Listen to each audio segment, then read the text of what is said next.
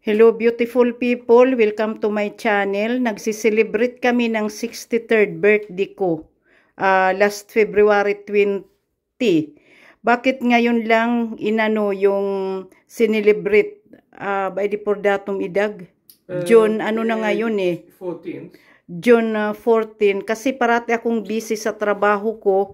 Pag free naman ako, dahil nga nagtatrabaho ako, ay pagod na pagod ako. Ngayon, ako on a vacation from June 8 hanggang July 20.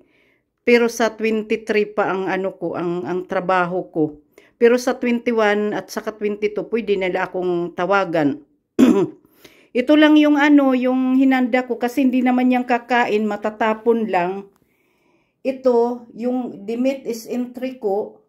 Pagkatapos ito yung potato terrines with spinach and ricotta, broccoli.